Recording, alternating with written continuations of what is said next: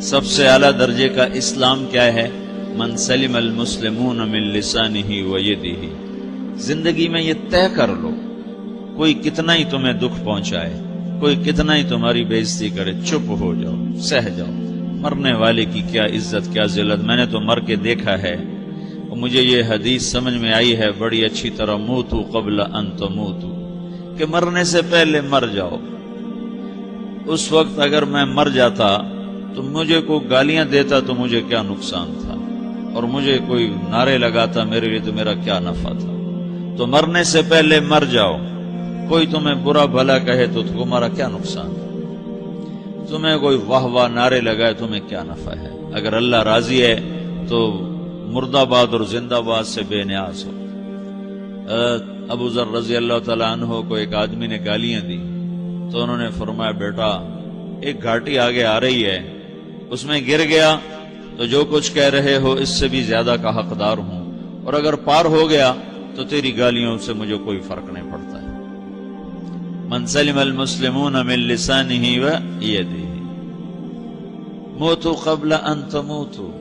چونکہ آج کل اخلاق ہیں انتقامی، معاف کرنے والے اخلاق ہیں نہیں، انتقامی اخلاق ہیں۔ ہمارا معاشرہ انتقامی ہے، اچھا کرو گے تو ہم اچھا کریں گے، برا کرو گے تو ہم برا کریں گے، جیسا کہو گے ویسا ہم سے سنو گے۔ یہ ہمارا ماحول ہے، یہ ہمارا۔ ایک ماں کہہ رہی تھی دوسری ماں کو، میرے پترا کدی کسی نے واسطے سلام نہیں کیتا، بڑے فخر سے کہہ رہی ہے، ہمارے اپنے گاؤں کی بات ہے، میرے پترا کدی نہیں کسی نے واسطے سلام کیتا، مائی جڑا کرے انہوں کریں دیں، جڑا نہ کرے انہوں پوچھ دے ہی کوئی نہیں۔ یہ وہ فخر سے کہہ رہی، جو سب سے بڑا عیب ہے وہ سب سے بڑا فخر بنا ہو۔ میرے پتروں کدی نہیں کسی نے واسطے سلام کیتا۔ جب ماں باپ نے یہ سبق دیا تو اولاد کا کیا قصور ہے؟ تو ہمارا معاشرہ انتقامی ہے، ایک کی 10 سنانے کا ماحول ہے، تو آپ 100 کی ایک بھی نہ سناؤ۔ احنف بن قیس رضی اللہ تعالیٰ عنہ پہ ایک آدمی نے چڑھائی کر کہنے لگا، ایک سناؤ گے نا تو 10 سنو گے میری طرف سے۔ تو احنف بن قیس کہنے لگے، بھائی تو مجھے 100 بھی سنائے گا نا تو میری طرف سے ایک بھی تو نہیں سنے گا۔ ایک آدمی ان کی بڑی بےزتی کر رہا تھا اور وہ چل رہے تھے اور وہ 100 گالیاں بک رہا ہے۔ جب آ گیا نا قریب شہر تو کہنے لگے، دیکھ اب میرا قبیلہ یہاں رہتا ہے، اگر کسی نے سن لیا نا تو تیری بڑی دھلائی کر دے گا، تو نے جو مجھے گالیاں دینی میں کھڑا ہوں یہیں تو دے لے، تو اپنا سارا زور پورا کر لے تاکہ آگے تجھے کوئی تکلیف نہ پہنچا دے میری وجہ سے۔ تو وہ پاؤں پہ گر کے معافی مانگنے لگا کہ واقعی تو بڑے حلم والا ہے۔ وہ مشہور تھے اپنے حلم میں، بردباری، اور لوگ ان کا امتحان لینے آیا کرتے تھے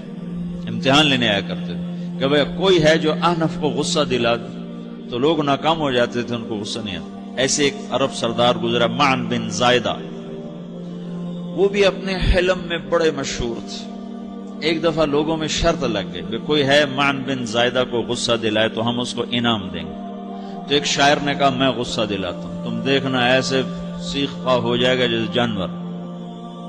تو وہ چلا گیا اس کی مجلس میں، دربار لگا، عرب سردار تھا بہت بڑا، دربار لگا ہوا، تو کہتا السلام علیکم، وعلیکم السلام۔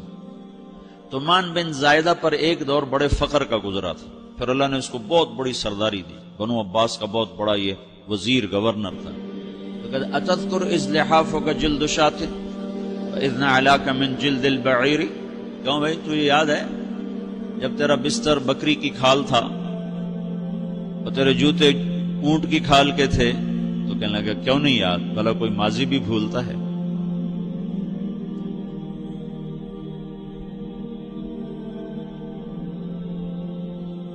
تو وہ کہنے لگا، پہلا وار تو خطا گیا، کہ فسبحان الذی آتاک ملکا وعلمک الجلوس علی السریر۔ تو پھر ساری تعریفیں تو اللہ کی ہیں جس نے تیرے جیسے کو تخت پہ بٹھا دیا۔ کہاں بھئی ساری تعریفیں اللہ کی ہیں، میری تو کوئی اوقات نہیں۔ تو کہنے لگا، سأرحل عن دیار انت فیہا وان جار الزمان علی الفقیر، جہاں تیرے جیسا حکمران ہو وہاں مجھے رہنا گوارا ہی نہیں ہے، میں یہاں سے چھوڑ کے نکل جاؤں گا چاہے کتنی تکلیف اٹھاؤں۔ بڑے دربار میں یہ ایک گورنر اور وزیر سے بات ہو رہی ہے، تو وہ کہتا ہے، اچھا بھائی اگر تو ہمارے پاس رہے گا تو ہم تیرا اکرام کریں گے، اور اگر تو جانا چاہتا ہے تو پھر رافقت کا سلام. تو وہ یہ بار بھی خالی گیا تو پھر کہنے لگا فجد لی یبن ناقصۃ بمال.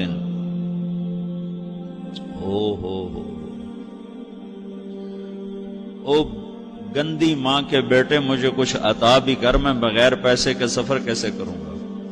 عرب کو کسی کو بھی ماں کی گالی دے دینا، پھر عرب سردار ہو. فجد لی یبن ناقصۃ بمال وفضل یدیک کالبحر الغزیر. تو ہی سخی ہے، تو ہی کریم ہے، اور سمندر بھی تیری سخاوت کے آگے کچھ نہیں ہے. تو نے کہا اچھا بھائی، تو نے ہماری برائی کی، ہم نے تمہیں 6,000 دیے، اب تو نے ہماری تعریف کی، اب 10,000 اور دے دو اس کو. باتیں ہی رہ گئیں، باتیں ہی رہ گئیں. کہاں سے لائیں ایسے لوگ؟ ہمارا معاشرہ انتقامی ہے، بدلہ لینے کا ہے، بدلہ لینے کا. تو میرے ساتھ کیا، میں نے بھی کرنا ہے. تو اعلیٰ درجے کا اسلام یہ سکھا رہا نہیں چپ ہو جاؤ، سلامت بن جاؤ، سلامتی بن جاؤ، سلامتی کی علامت بن جاؤ. من سلم المسلمون من لسانہ ویدہ. اب وہ سوال کرتا ہے یا رسول اللہ ای الایمان افضل، سب سے اعلیٰ درجے کا ایمان کیا ہے؟ اسلام کیا ہے؟ کلمہ، نماز، روزہ، حج، زکات. اعلیٰ درجے کا اسلام کیا ہے؟